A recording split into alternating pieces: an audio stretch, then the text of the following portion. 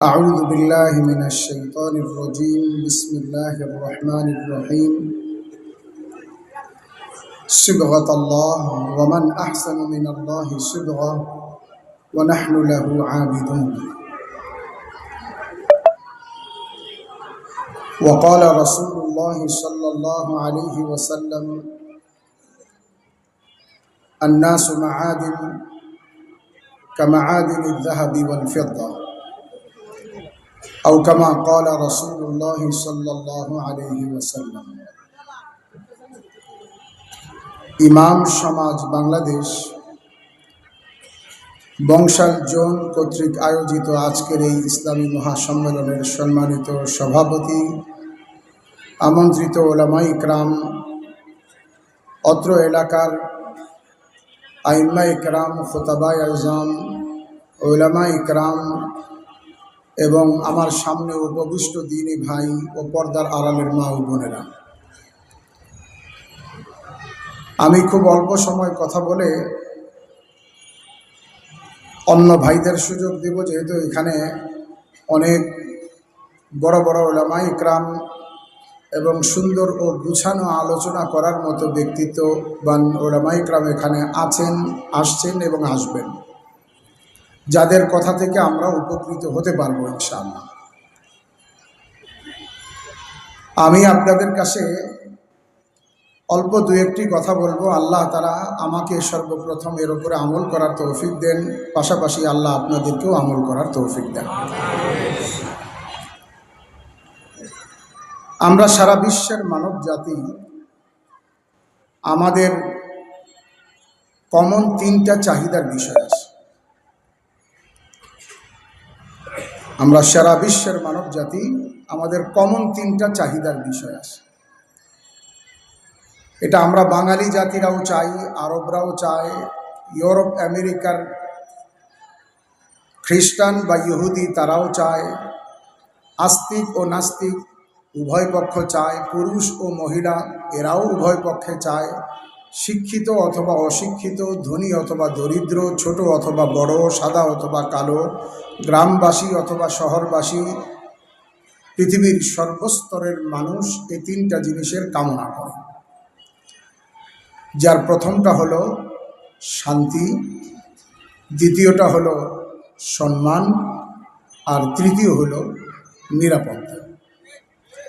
এই তিনটা জিনিস সকলের কাম্য বস্তু। এখন এই তিনটা শান্তি, সম্মান ও নিরাপত্তা কোথায় পাওয়া যায়, কিভাবে নেওয়া যায়, যদি আমরা এ ব্যাপারে একটু আলোচনা করি, তাহলে আমরা দেখতে পাই যে এ ব্যাপারে পৃথিবীতে মানুষের মধ্যে দুই ধরনের পথ ও মত আসে। শান্তি, সম্মান ও নিরাপত্তা পাওয়ার একটা পথ ও মত মৌলিকভাবে যেটা আল্লাহতে অবিশ্বাসী কাফেরদের পথ ও মত, সেটা হলো এই তিনটা জিনিসের জন্য পয়সা জমা করো, এই তিনটা জিনিসের জন্য পদ ও পদবি অর্জন করো, আর এই তিনটা জিনিসের জন্য শিক্ষাগত ডিগ্রি অর্জন করো। মৌলিকভাবে এই পথ এবং এই মত যদিও কাফিরদের, কিন্তু আমরা মুসলমানরাও এই পথটাকে আমলিভাবে গ্রহণ করে ফেলছি। আল্লাহ আমাকে আপনাকে সকলকে ক্ষমা করেন। কোনো পদ পদবিতে নিষেধ নাই, ডিগ্রি অর্জন করতেও আমি বলছি না যে ইসলাম এটাকে নিষেধ করছে। আর বৈধ উপায়ে টাকা হাসিল করা, অর্জন করা, জমা করা, এটাকেও অর্জন করাকে ইসলাম নিষেধ করে নাই। বরং বৈধ উপায়ে যদি কেউ উপার্জন করে, বৈধ পথে খরচ করে, তো উপার্জনকারীকে রসুল করিম সাল্লাল্লাহু আলাইহি ওয়াসাল্লাম যদি ব্যবসায়ী হয়ে থাকেন, তাহলে তার নির্দিষ্ট গুণাবলীর উপরে তার হাসর নবী শহীদদের সাথে হওয়ার সুসংবাদ প্রদান করেছে। যদি বৈধ পথে আয় ও উপার্জন এবং নির্দিষ্ট ইসলাম কর্তৃক নির্ধারিত গুণাবলীর সাথে হয়, তাহলে বৈধ পথে উপার্জনকারী ব্যক্তি যদি চাকুরির মাধ্যমে করেন, তো তার চাকুরিকে হালাল উপার্জনের মাধ্যমে উপার্জনের জন্য তার চাকরিটাকে জিহাদের সাথে তুলনা করা হচ্ছে। এটাকে আমরা ইসলাম অনুমতি দেয় নাই এমন না, আমরা মন্দভাবে বলছি না। কথাটা হলো শান্তি, সম্মান ও নিরাপত্তার উপায় এবং শান্তি, সম্মান, নিরাপত্তা পাওয়ার মাধ্যম এই তিনটাকে নির্ণয় করা, নির্ধারিত করা, এটা ইসলাম সমর্থন করে না। এটা কখনোই হতে পারে না। আর এটা আমরা কোরআন সুন্নাহ থেকে যেমন দেখি, এটার বাস্তব অভিজ্ঞতা থেকেও আমরা দেখতে পাই শান্তি, সম্মান, নিরাপত্তা। আমাদের অভিজ্ঞতাও বলে যে এই তিনটা জিনিস টাকা, ডিগ্রি এবং পদবি দ্বারা পাওয়া যায় না। কারণ অতীতে এই পদ, পদবি, টাকাওয়ালা, ধন সম্পদের অধিকারী এবং শিক্ষাগত যোগ্যতা, দুনিয়াবি শিক্ষায় শিক্ষিত লাখো মানুষ এই দুনিয়া থেকে চলে গেছে, যারা শান্তি, সম্মান, নিরাপত্তার কোনো চৌকি দেখতে পায় নাই। অথচ এর বিপরীত অর্থহীন, বিত্ত বৈভবহীন আর প্রাতিষ্ঠানিক সনদপত্র ছাড়া আর শারীরিক গঠন ও সৌন্দর্যতা ছাড়া, সমাজের কোনো রকমের কোনো পদ পদবি ছাড়া বেলাল আর আবু হুরায়রার মতো ব্যক্তি এত সম্মান অর্জন করেছেন, এতটাই সম্মান অর্জন করেছেন, শুধু বংশালজনের ইমাম সমাজ নয়, গোটা বিশ্বের সমস্ত ইমামরাও যদি কাল কিয়ামতের দিন মাথা উঁচু করে বেলালের সম্মান দেখতে চায়, তো আইম্মাদের মাথার পাগড়ি খুলে যাবে, বেলালের সম্মান দেখে শেষ করা যাবে না। তাহলে বেলাল কি দিয়ে সম্মান পেলেন?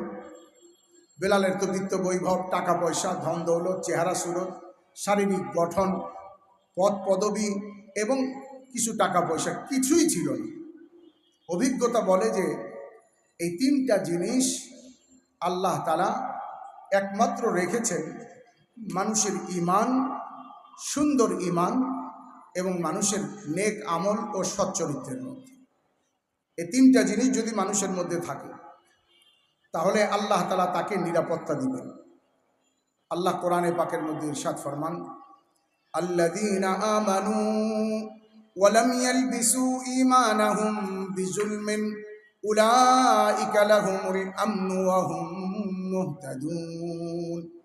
যারা ঈমান আনছে আর ঈমানের সাথে তারা অন্য জিনিসকে মিশ্রণ করে না, জুলুমকে মিশ্রণ করে নাই, গুনাহকে মিশ্রণ করে নাই, ঈমানকে তারা ভেজাল করে নাই, তো আল্লাহ তাআলা তাদের সম্পর্কে বলছেন এদের জন্যই প্রকৃত নিরাপত্তা। দুনিয়াতে এদের নিরাপত্তা হলো আল্লাহ পাকের আযাব থেকে, আল্লাহ পাকের গজব থেকে, আল্লাহ পাকের অসন্তুষ্টি থেকে, লানত থেকে এবং অশান্তময়, পারিশান এবং লাঞ্ছনাকর জীবন থেকে আল্লাহ তাদেরকে নিরাপত্তা দিবেন। মৃত্যুর সময় ঈমান হারা হওয়া থেকে আল্লাহ নিরাপত্তা দিবেন এবং আখিরাতে আল্লাহ তাআলা তাদেরকে জাহান্নামের আযাব থেকে নিরাপত্তা দিবেন। উলাইকা লাহুমুল আমনু, এদের জন্যই নিরাপত্তা। এই ঈমান এবং নেক আমল মানুষের জীবনে প্রতিষ্ঠিত হোক, সচ্চরিত্র প্রতিষ্ঠিত হোক, এটা হযরত আম্বিয়া ইকরাম আলাইহিমুসসালাতু ওয়াসসালামের জীবনের একমাত্র লক্ষ্যবস্তু ছিল। সকল নবী হওয়ার আগে হয়তোবা কৃষিকাজ, ব্যবসা, বকরি চড়ানো, বিভিন্ন ধরনের উপার্জনের কাজ করেছেন, কিন্তু অধিকাংশ নবী, বিশেষ করে আমাদের নবী মুহাম্মদুর রাসূলুল্লাহ সাল্লাল্লাহু আলাইহি ওয়াসাল্লাম, নবী হওয়ার পর মানুষকে আল্লাহর দিকে আহ্বান করা, মানুষকে আল্লাহর দিকে ডাকা, ঈমান, আমল ও আখলাক, সচ্চরিত্রের উপরে তাদেরকে প্রতিষ্ঠিত করার পরিশ্রম, মেহনত ছাড়া আর কোনো কাজ তিনি কখনো করেন না। এই জন্যই তাকে ক্রমাগত কখনো কখনো 2 মাস পর্যন্ত তার ঘরে চুলা জ্বলে নাই, এমন অবস্থাও তার ঘরে অতিক্রান্ত হয়েছে। আমাদের বাংলাদেশে কোনো রিক্সাওয়ালা বলতে পারবে তার ঘরে 2 মাস চুলা জ্বলে নাই? বর্তমান বিশ্বে এমন দরিদ্র পাওয়া কঠিন হবে। কিন্তু নবীর জীবন সঙ্গিনী হযরতে আয়েশা রাদিয়াল্লাহু তাআলা আনহা বলেন,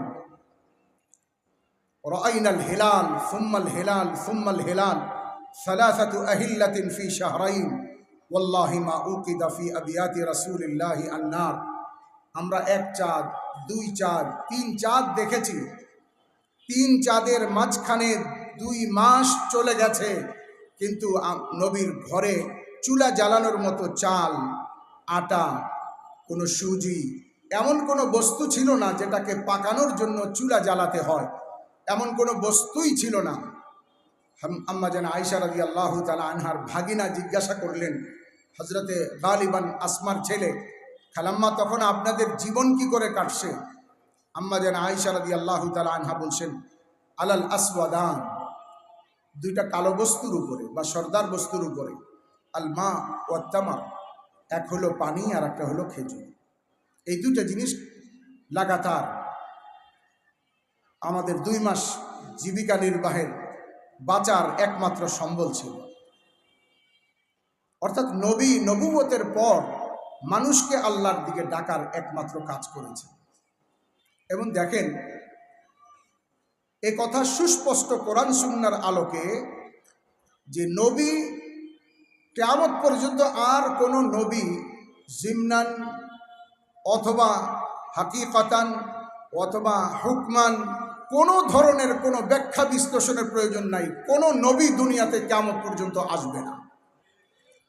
এটা আমাদের নবীর উপরে বিশ্বাসের মাত্রা যতখানি রাখতে হবে, তার 1 জাররাও কম রাখা যাবে না এই কথার উপরে যে আর কোনো নবী কিয়ামত পর্যন্ত আসবে না। সুতরাং এরপরে যারা নবীর দাবি করে, চাই সে কাদিয়ানি হোক আর চাই অন্য কেউ হোক, এরা পৃথিবীর শ্রেষ্ঠ মিথ্যুক, এরা সবচেয়ে বড় কাজ্জাব। এদের কাফির হওয়ার ব্যাপারে যে সন্দেহ করবে তারও ঈমান বাকি থাকবে না।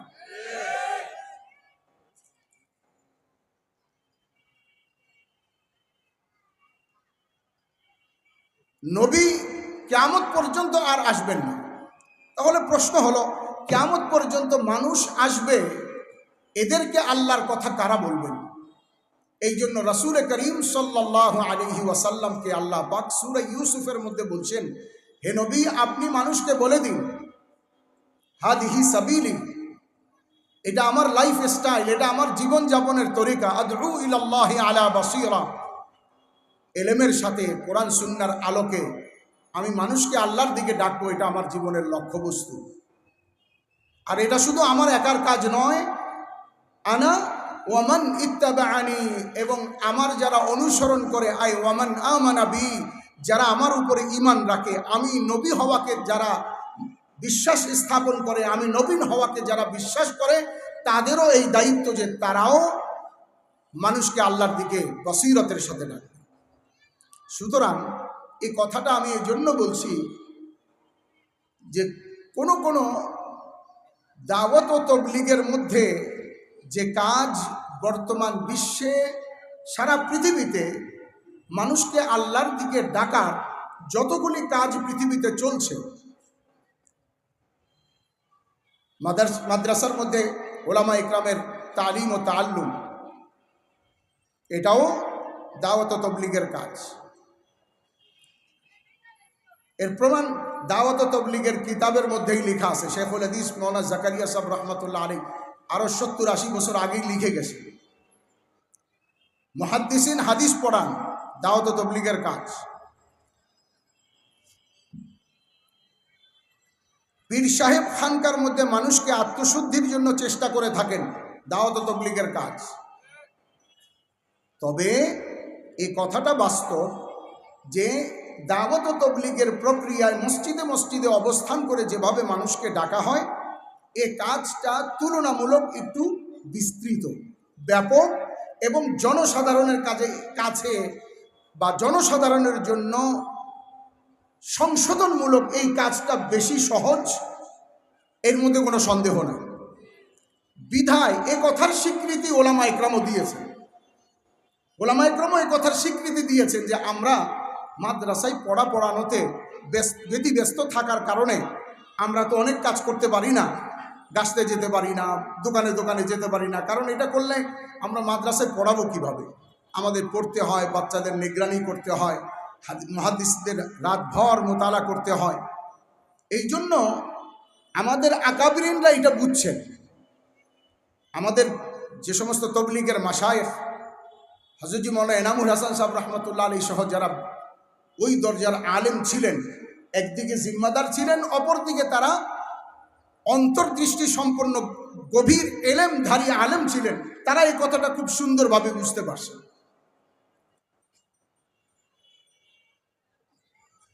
আমি এর একটা উদাহরণ দিই আপনাদেরকে। যারা এখানে ইমাম সমাজ আছেন তারা অনেকেই দারুল উলুম দেওবন্দের ফারেক আছেন।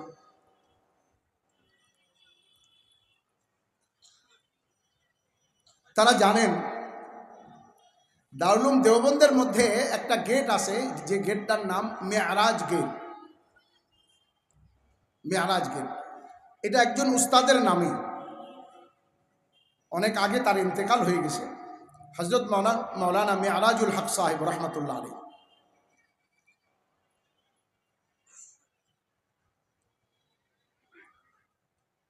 তো একবার আলিগড় ইউনিভার্সিটিতে একজন ডক্টর আসেন, যিনি পরে ডক্টর হয়েছেন, আগে দারুল উলুম দেওবন্দে ফারেক ছিলেন, কাসিমি দেওবন্দ থেকে ফারেক হয়েছেন। তিনি বলেন যে আমি ছাত্র জামানা থেকে দাওয়াত ও তবলিগের কাজ করতাম বিধায় মাওলানা মেয়ারাজ সাহেব আমাকে বলতেন যে তুমি মুহতামিম সাহেবের সাথে আলোচনা করো, আমার একটু সাল লাগাইবার ইচ্ছা। হযরত মাওলানা মেয়ারাজুল হক সাহেব রহমতুল্লাহ আলাইহি দারুল উলুম দেওবন্দের উল্লেখযোগ্য আলেম, যার নামে গেট আছে, একটা স্মৃতি স্বরূপ তার নাম রাখা হয়েছে। মসজিদের রশিদের পাশেই যে গেট, যে গেটের উপরে মৌলানা আব্দুল খালেক সাম্বারি, মৌলানা আব্দুল খালেক মাদ্রাজি সাহেবের রুম, দারুল উলুম দেওবন্দের নায়েব মুহতামিম। তো একবার হযরত মাওলানা ওমর পালনপুরি রহমতুল্লাহ আলাইহি দেওবন্দে গেলেন। উনি ওনার জীবদ্দশায় 1996 সাল পর্যন্ত প্রতি বছর দেওবন্দে রজব মেসে গেছেন, আমরা থাকতেও গেছেন। আমাদের থাকতেই 1997 সালে তিনি ইন্তেকাল করছেন। তো মাওলানা ওমর পালনপুরি সাহেব রহমতুল্লাহ আলাইহি যখন একবার দেওবন্দে গেলেন, এটা 80-র দশকের কথা, উনি যখন দেওবন্দে গেলেন তো মাওলানা মেয়ারাজুল হক সাহেব ওই মজলিসে, মাওলানা ওমর পালনপুরি দেওবন্দের মুহতামিম তখনকার, এবং ডক্টর ওবায়দুল্লাহ যিনি দারুল উলুম দেওবন্দের ফারেক, তখন তিনি ছাত্র কিংবা মাত্র ফারেক হয়েছেন, এরকম কিছু হবে।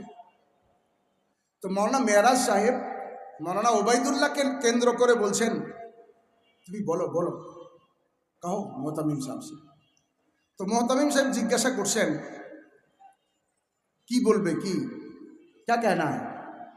तो मौलाना मेहराजुल हक साहब बोलें, नहीं हजरत, मैंने इनको कहा था कि आपसे छुट्टी की दरखास्त कर लें, मुझे साल जाने का इरादा है। আমি বলছিলাম যে ও যাতে আপনার কাছে আমার ছুটির ব্যাপারে দরখাস্ত করে, আমার 1 সালের জন্য যাওয়ার ইচ্ছা আছে। মুহতামিম সাহেব বললেন যেতে পারেন। আমাদের মুরব্বী হযরত মাওলানা ওমর পালনপুরি রহমতুল্লাহ আলাইহি ওখানে বসা ছিলেন, ওনার সামনেই ঘটনা। উনি মাওলানা মেরাজুল হক সাহেবকে বললেন, नहीं हजरत, आप दारुल उलूम में रहें और दर्स व तदरीस का काम बेहतरीन तरीके से अंजाम दे, हम इसी को साल शुमार कर लेते हैं। हजरत मौलाना ওমর পালনপুরি সাহেব রহমতুল্লাহ আলাইহি বললেন, হজরত আপনি দেওবন্দে থাকেন আর ছাত্রদেরকে উত্তম রূপে দর্শ দেন, তাদেরকে পড়াশোনা করেন, নিগরানি করেন, ছাত্রদেরকে হিম্মত আফজাই করেন, আমরা আপনার এই মাদ্রাসায় অবস্থানটাকেই সাল হিসেবে ধরে নিচ্ছি। এইটা হলো আমাদের আকাবিরদের বক্তব্য। এখনো আমাদের মাওলানা ইব্রাহিম দেওলা সাহেব দামাত বারাকাতুহু এই কথাই বলেন, উলামা ইকরামের যারা সাহেবে মানসব, যাদের দিকে উম্মত রুজু করে, যাদেরকে একটা স্থানের মানুষ ফলো করেন, তো বলেন এই ধরনের উলামা ইকরামের তাইদ সমর্থনই তাবলীগ।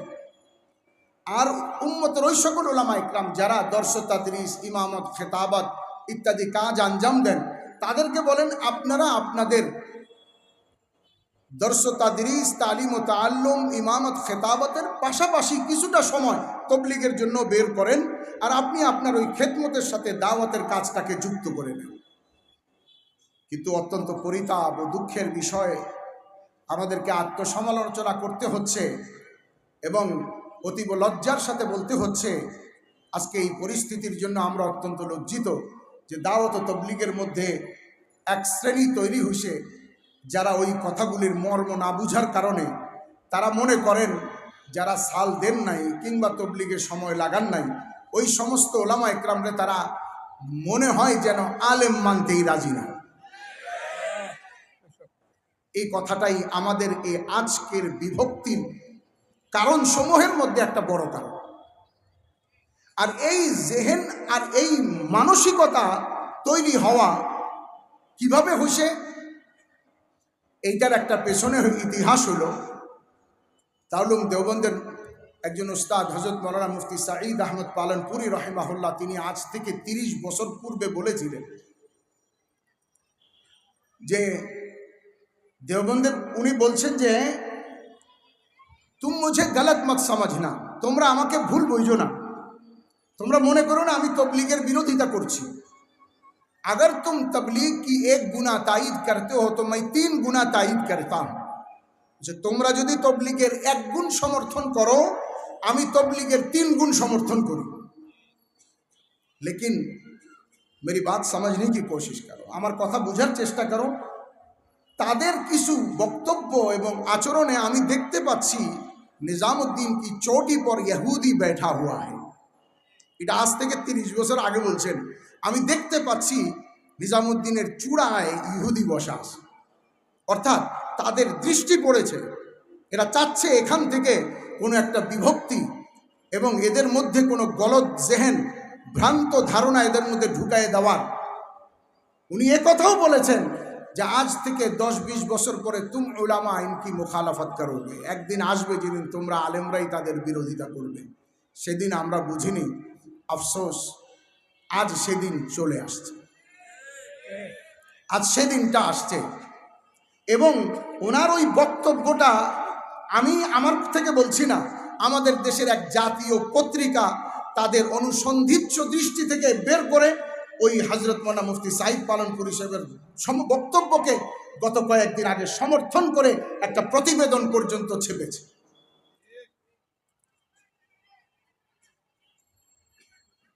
জাতিকে নষ্ট করার জন্য, একটা ফ্যামিলি তছনছ করার জন্য প্রত্যেককে ধ্বংস করার যথেষ্ট নাই, ধ্বংস করার প্রয়োজন নাই। মা নষ্ট করে দেন, সংসার এমনি নষ্ট হবে। বাপকে নষ্ট করে দেন, সংসারটা এমনিতেই নষ্ট হয়ে যাবে। কোনো জাতিকে যদি আলেমের থেকে দূরে সরাইয়ে দেওয়া হয় সে জাতির ধ্বংস 100% অনিবার্য। এই একটা কথা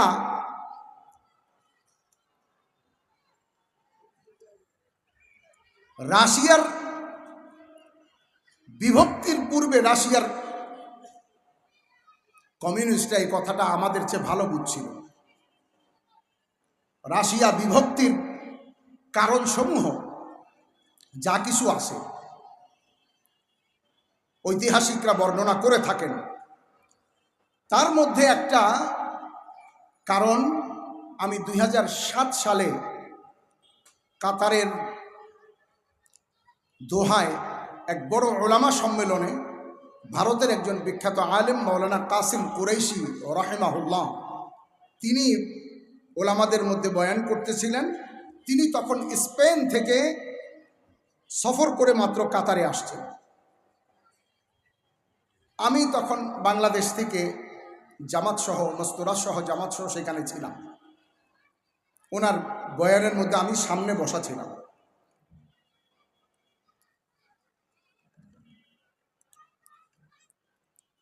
হযরত মাওলানা কাসিম কুরাইশি সাহেব রহমতুল্লাহ আলাইহি বললেন,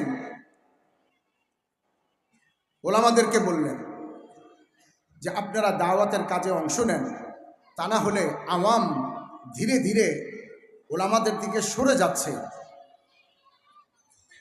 তখন তিনি এই কথাটা উদাহরণস্বরূপ পেশ করলেন যে দেখেন, রাশিয়া ভঙ্গের পেছনে যত কারণ আছে তার মধ্যে একটা উল্লেখযোগ্য কারণ হলো রাশিয়ার সাধারণ জনগণকে রাশিয়ার ওলামাদের থেকে আলাদা করে ফেলা হয়েছে।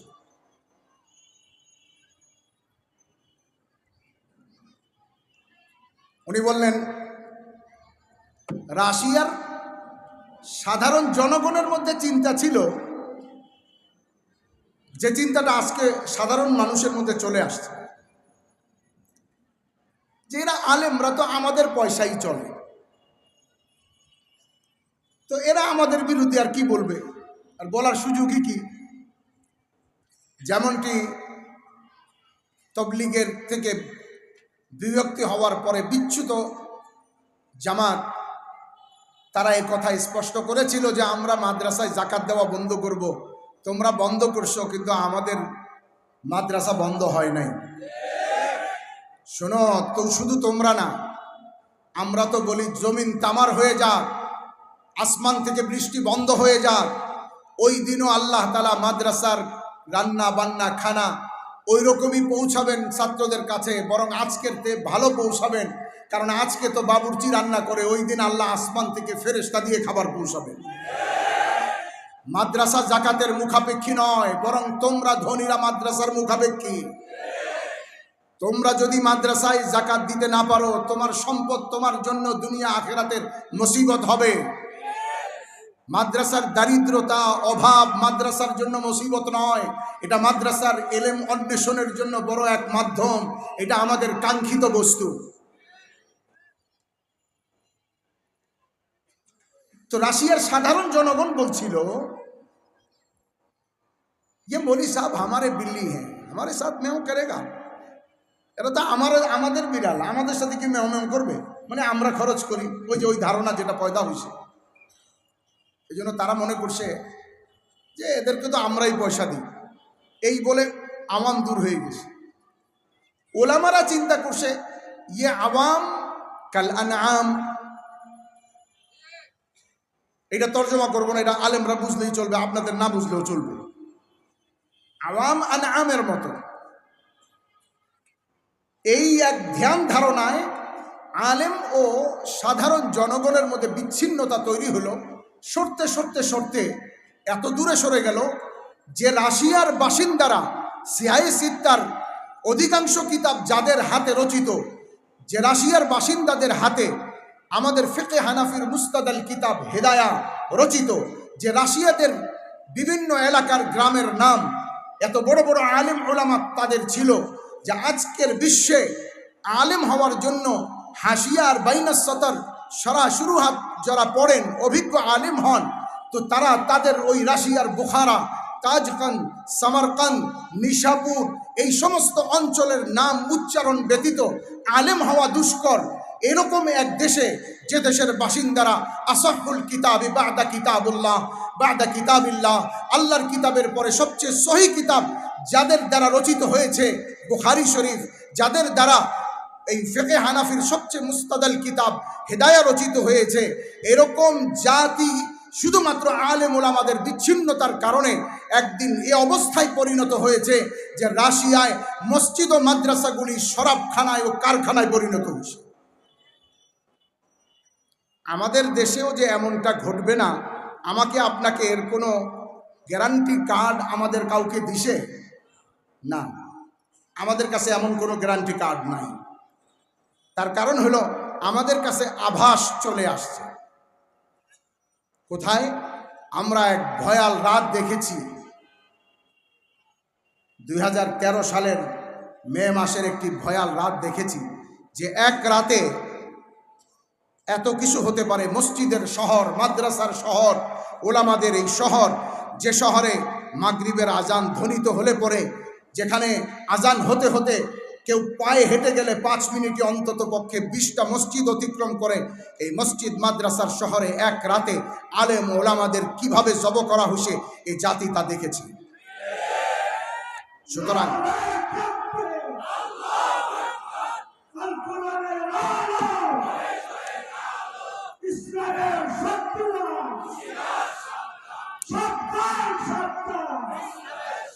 আমরা এই দিনটার কামনা না করি, অবশ্যই করি না, আল্লাহ এই দিন থেকে আমাদেরকে হেফাজত করে। তাহলে কি করণীয়?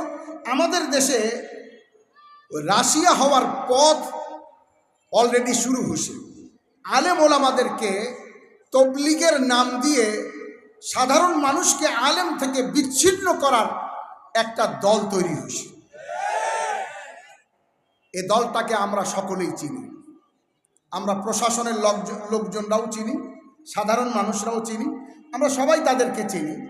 এতদিন পর্যন্ত সুস্পষ্ট আমরাও বলতেছিলাম না, তার কারণ এ কথাটা বলতে গেলে আমাদের মনে হইতো আত্মসমালোচনা, ঘরের কথা বাইরে কিভাবে বলি। কিন্তু এখন এমন একটা সময় আসছে, এখন যদি বাইরের জনগণকে সতর্ক করা না হয়, তাহলে তারা যদি সাধারণ জনগণকে ভুল পথে নিয়ে যায়, আমাদেরকে কাল কিয়ামতের দিন জবাবদিহি করতে হবে যে তোমরা জনগণকে সতর্ক করনি কেন। এই জন্য আমাদের ইমাম সমাজ শুধু নয়, এদেশের দারুল উলুম দেওবন্দের অনুসারী সকল ওলামা ইকরাম সম্মিলিতভাবে এই ব্যাপারটাকে পরিষ্কার করেছেন।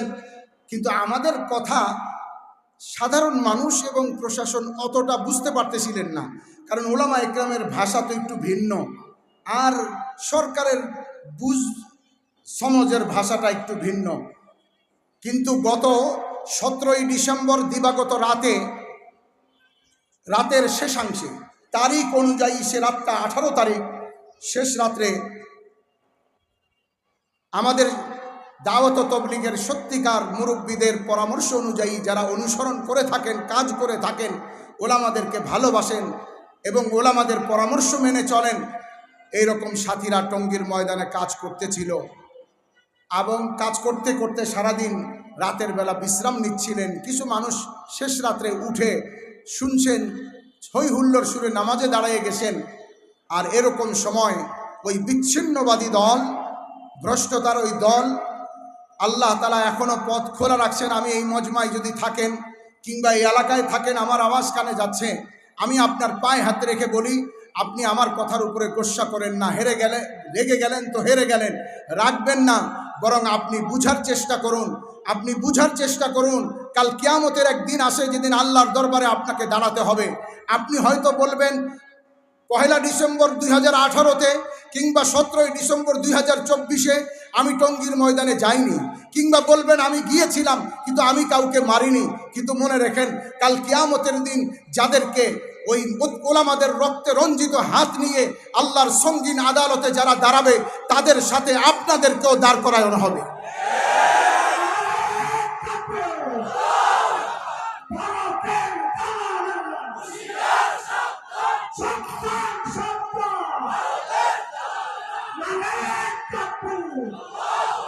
এ রাতের এই ঘটনা তারা যে প্ল্যান করেছে, আমি এর একটা উদাহরণ আপনাদের সামনে দিচ্ছি। ওই দিন আমাদের সাথীরা মাঠে কেন, অনেকে থাকতে পারেন যারা তবলিগ সম্পর্কে নলেজ নাই, এই জন্য আমি বলছি। দেখেন, গত 5ই নভেম্বর, এটা তো জানেন সারা বাংলাদেশের সর্বস্তরের সকল প্ল্যাটফর্মের ওলামা ইকরামের সমন্বয়ে একটি ঐতিহাসিক সমাবেশ আয়োজিত হয়েছিল ঐতিহাসিক সোহরাওয়ার্দী ময়দানে। সেখানের পরে কাকরাইলের নজম, আমাদের যে 4 সপ্তাহ আমরা থাকি, 2 সপ্তাহের জন্য আমরা তাদেরকে বিশৃঙ্খলা এড়ানোর জন্য দিয়ে দিতাম। ওই 2 সপ্তাহ ঐতিহাসিক সম্মেলনের পরে না দেওয়ার মনস্থ করা হয়।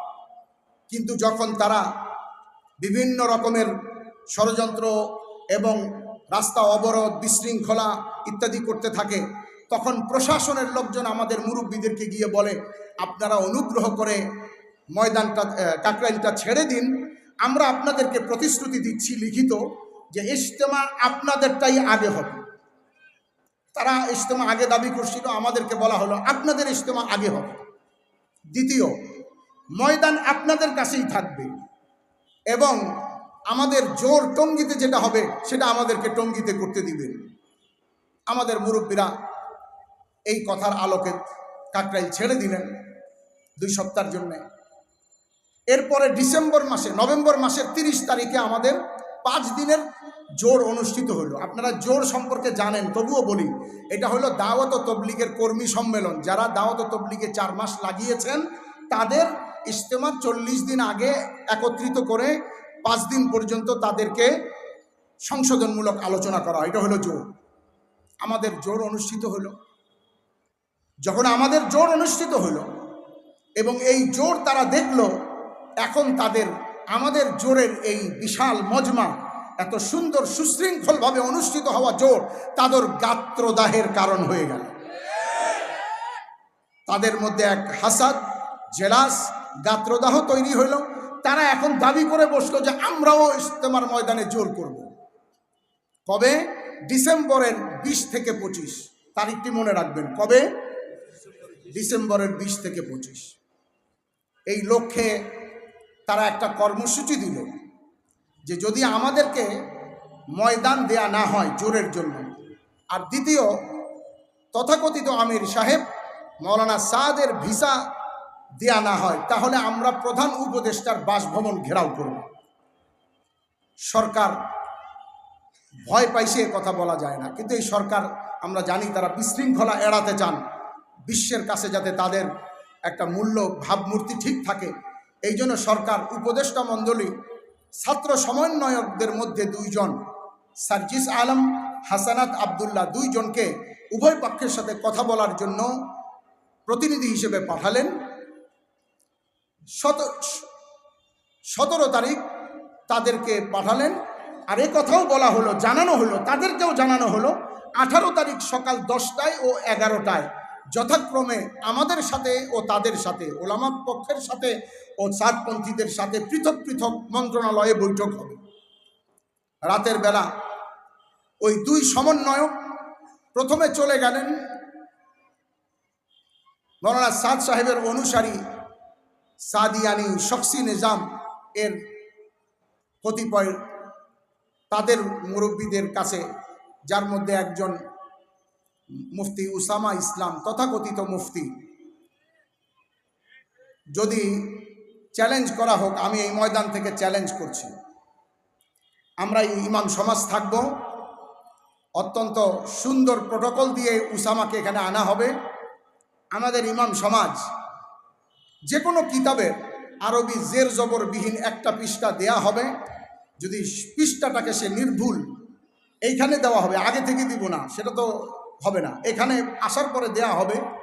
যদি উসামা ইসলাম এখানে 1 পৃষ্ঠা নির্ভুল জের জবরবিহীন পৃষ্ঠাটাকে নির্ভুল করে দিতে পারে, তো আমরা ওলামাদের পক্ষ থেকে তাদেরকে চ্যালেঞ্জ দিলাম, মুফতি উসামাকে আমরা মুফতি স্বীকৃতি দিব না, মুরব্বী স্বীকৃতিও দিয়ে দিব। কিন্তু আমরা জানি এই সিদ্ধান্ত গ্রহণ করার মতো অবস্থা নাই, কারণ আমরা তার ছোটবেলা থেকে আমরা তাকে চিনি, জানি, উসামাকে আমরা চিনি। যাই হোক, উসামা এবং আবদুল্লাহ মনসুরের সাথে সার্জিস ও হাসানাত কথা বলল। এরা বলল যে আপনাদেরকে 20 থেকে 25 এই 5 দিনের জন্য মাঠ দিব, কিন্তু আপনারা কি 25 তারিখে মাঠ ছেড়ে দিবেন? বলল জি, মাঠ ছেড়ে দিবেন। তারা চলে আসলো, মুরব্বীদেরকে ফোন দিল, আমাদের মৌলানা জুবাইর সাহেব হুজুরকে, ওমর ফারুক সাহেব হুজুরকে, যে আমরা আপনাদের সাথে কথা বলার জন্য আসতেছি, একটু অপেক্ষা করেন। আমাদের মুরব্বীরা সারা রাত জাগ্রত ছিলেন। রাত 3টার দিকে তারা কাকরাইল মসজিদে আসলেন। সেখানে মৌলানা মাহফুজুল হক সাহেব, মৌলানা মামুনুল হক সাহেব, মৌলানা জুবাইর সাহেব, মৌলানা ওমর ফারুক সাহেব, মৌলানা রবিউল হক সাহেব সকলে ছিলেন। তারা 2 জনে আইসা মাঠ দেওয়ার ব্যাপারে কথা বলতেছে যে আগামীকালকে মন্ত্রণালয়ে বৈঠক, তো বৈঠকের আগেই এই প্রস্তাবটা দেওয়া হলো যে আপনারা 5 দিনের জন্য মাঠ দিয়ে দেন, ওরা বিশৃঙ্খলা করতেছে। এই আলোচনা চলছে। আমাদের মুরব্বীরা স্বাভাবিকভাবেই আগেও রাজি হয়েছেন কাকরাইল ছাড়তে, এখানেও হয়তো দিতেন, ঠিক আছে করুক, কিন্তু এর মধ্যে টঙ্গী থেকে সংবাদ আসলো উসামা, আবদুল্লাহ মনসুর, মুয়াজ বিন নূর তারা তাদের সাথীদেরকে বলছে যে ছাত্র সমন্বয়করা অনুমতি দিয়ে দিছে, আমরা মাঠ দখলে চলে যাই। সমন্বয়করা তখন ফোন দিছে, সরাসরি ডাইরেক্ট কল করে বলছে, কি বলছেন আপনারা? আমরা তো অনুমতি দেই নেই, আমরা অনুমতি দেওয়ার তো কেউ না, আপনারা যদি এই কাজ করেন তাহলে আপনাদের সাথে আমরা নাই। এ কথা বলে একটু পরেই দেখছে যারা আমাদের সাথীদের উপরে আক্রমণ করতেছে, সার্জিস ও হাসানাত আমাদের রাত সাক্ষী, যে হয়তো আমাদের ভাষাটা বুঝতো না, এই জন্য সরকারকে বুঝাইবার জন্য আমাদের 4 জন সাথী শহীদ হলেন এবং 2 শতাধিক সাথী হাসপাতালের বিছানায়। কারো মাথাকে চাইনিজ কুড়াল দিয়ে আঘাত, কারো পিঠের মধ্যে চাইনিজ কুড়াল দিয়ে আঘাত, কারো মাথায় রড দিয়ে আঘাত। আরে এত কিছুর পরে আজকে যদি তাদেরকে কোনো জায়গায় জমা করে আমাদের আহত সাথী, নিহত সাথীদের পরিবারকে বলা হয় তোমরা কেসাস আর বদলা নেওয়ার জন্য তোমাদেরকে সুযোগ করে দেওয়া হলো, যাও, তবুও আমাদের সাথীরা 2-3টা থাপ্পড় দেওয়ার পরে আর পারবে না, কারণ এরা মানুষ, কিন্তু এরা মানুষ নামের হায়ওয়ান, এরা মানুষ নামের জানোয়ার, এরা মানুষ নামের হায়না, যে তারা আমাদের সাথীদের উপরে এমন আক্রমণ করছে যা ইতিহাসের বর্বরচিত এক ইতিহাস। ইতিহাসের পাতায় এমন আক্রমণ কেউ করে নাই।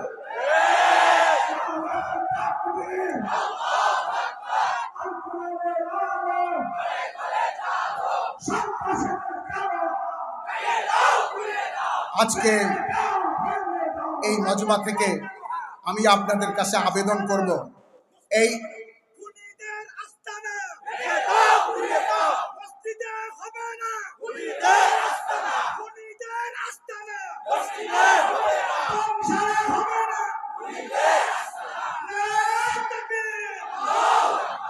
আমি আজকের এই মাহফিল থেকে আপনাদের কাছে আবেদন করতে চাই, এই ব্যাপারটা যেমন আল্লাহ তাআলা স্পষ্ট করে দিয়েছেন প্রশাসনের কাছে, সাধারণ জনগণের কাছে, আমি সাধারণ মানুষকে বলবো, আপনাদের কাছে আমাদের আবেদন। দেখেন, রাসূলুল্লাহ সাল্লাল্লাহু আলাইহি ওয়াসাল্লামের ইরশাদ ফরমান, মিশকাত শরীফে রয়েছে হাদিসটি, লা ইয়াজতামিউ উম্মতি আলা দালাল, আমার উম্মতের উলামা ফুকাহা কখনো গোমরা বিষয়ে, ভ্রষ্ট বিষয়ে এক